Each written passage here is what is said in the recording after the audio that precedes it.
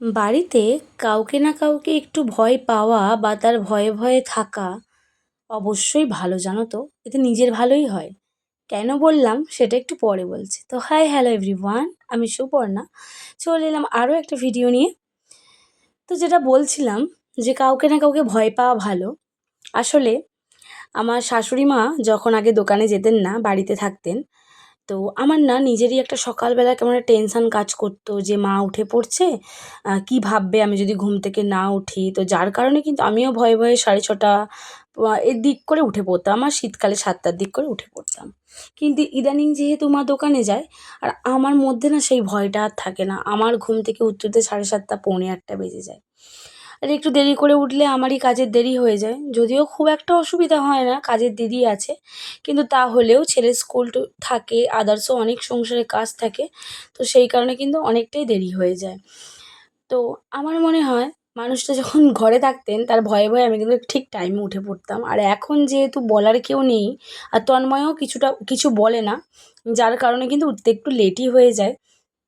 তো আমার ওই জন্যই বললাম যে কাউকে একটু ভয়ে ভয়ে থাকা ভালো, এতে নিজেরই ভালো হয়। রাতে ঘুমাতে যাওয়ার আগে আমি রোজ ভাবি, জানো তো, যে সকাল করে উঠে পড়বো, কিন্তু পারি না, যেহেতু আমি ঘুমাই অনেক লেটে।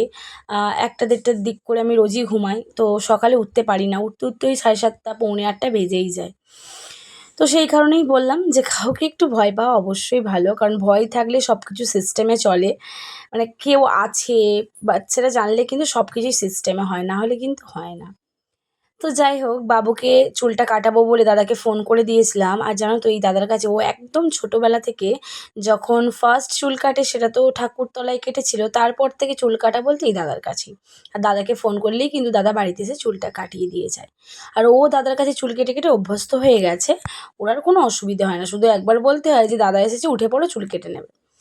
তো এই যে হিরো এখন হেয়ার স্টাইল একদম রেডি, আমাকে বলছে কি, আমি যদি বলি ন্যাড়া করে দেবো, বলবে যে না একদম নয়, আমি স্টাইল করে চুল কাটবো। তো যাই হোক, ওকে তারপরে এইদিকে একটু জল খেতে দিয়ে দিলাম, দিয়ে কিন্তু ও যেহেতু চুল কেটেছিল তো ওকে তাড়াতাড়ি থেকে স্নানটাও করিয়ে দিয়েছিলাম। এবার স্নান করিয়ে দেওয়ার পরে খেলতে দিলে ও পুরো ঘেমে চান করে যাবে, আর যেহেতু স্কুল যাবে, তো তার কারণে কিন্তু ওকে খাতা দিয়ে একটু লিখতে বসিয়ে দিয়েছিলাম। নাহলে কিন্তু এরকম টাইমেও কোনো দিনই পড়তে বসে না, যেহেতু স্কুল যায় তাই ঘুম থেকে উঠে একটু খেলাধুলা করে তারপর স্কুল যায়। কিন্তু আজকে কিছু করার নেই, যেহেতু ঘেমে যাবে, আমার মনে হলো যে একটু পড়তে বসিয়ে দেওয়াই ভালো, কারণ স্কুল যাবে, ঘেমে গেলে শরীরটাও খারাপ লাগবে, দুর্বল হয়ে যাবে। তো দেখো, একদম সকালে কেচে দিয়েছিলাম বলে জামা কাপড়গুলো দেখলাম অনেকগুলোই শুকিয়ে গেছে, আর যেহেতু আজকে একটু রোদও বেরিয়েছিল তাই বেশ কিছু জামা কাপড় শুকিয়ে গেছে। এই চাদরগুলো সব থেকে বেশি, মানে এগুলো না শুকালে না অনেকটা জায়গা লাগে তো শোকর দিতে, তাই কিন্তু খুব অসুবিধা হয়, তাই ছাদ থেকে পেরে এনে ভাঁজ করে নিলাম। তারপরে কিন্তু আমার এদিকে আমি রান্নাও বসিয়ে দিলাম, বাবুও স্কুল চলে গেছে। আর ও স্কুল চলে গেলে অনেকটাই হালকা হয়ে যায়, কারণ ও থাকলে তো জানো, ছোটো বাচ্চা যাদের বাড়িতে আছে তারাই জানো যে কতটা বকতে হয় বা ওদের পেছনে কতটা সময় দিতে হয়। তো সেই কারণে সেভাবে সব কিছু করে উঠতে পারি না, ও চলে গেলে বেশ অনেকটাই হালকা থাকি। তো যাই হোক, রান্নাবান্না কমপ্লিট করে এদিকে আমার ডেলি যেটা এখন কাজ হয়ে দাঁড়িয়েছে, এই যে 30 মিনিটস হাঁটা। কিন্তু জানো তো, মাঝে মাঝে এখন করে 1 দিন 2 দিন গ্যাপ চলে যাচ্ছে, ভালো লাগছে না একদম, মানে এত ক্লান্তি লাগছে, কাজ টাজ করার পর আর মনে হচ্ছে না যে হাঁটাহাঁটি করি। কিন্তু আগে বেশ এটা করে ফেলতাম, আসলে এই কদিন একটু গরমটাও পড়েছে, যার কারণে কিন্তু একদমই ভালো লাগছে না। তো আমি ভাবলাম যে না, এরকম করলে হবে না, ওয়েটটা আবার বেড়ে যাবে। তো যাই হোক, তারপরে এদিকে আবার চলে গেছিলাম ছাদে, এসে আবার জামা কাপড়গুলো গুছিয়ে নিচ্ছি। আর সত্যি বলতে এই হাঁটাহাঁটি করা, স্কিপিং করার পরে এতটা কষ্ট হয়, যেন মনে হয় আর কোনো দিকে না তাকিয়ে সোজা গিয়ে শুয়ে পড়ি। শুয়েও পড়ি, কিন্তু সবসময় তো সেটা হয় না, কাজ তো থাকেই, তাই না? তো এদিকে অনেকগুলো কাজ ছিল, তো সেগুলো টুকটাক করে কমপ্লিট করে নিচ্ছি। জামা কাপড়গুলো মেন আমার, যে অনেকে আছে ধরো এখন করব না পরে করব, কিন্তু আমার না এগুলো একদম পোষায় না, মনে হয় তখনের কাজ তখনই করব, পড়ে থাকলে ঘরটা দেখতে অগোছালো লাগবে। আর এই কারণেই কিন্তু আমার যখনের কাজ তখনই করতে হবে, যত কষ্টই হোক না কেন।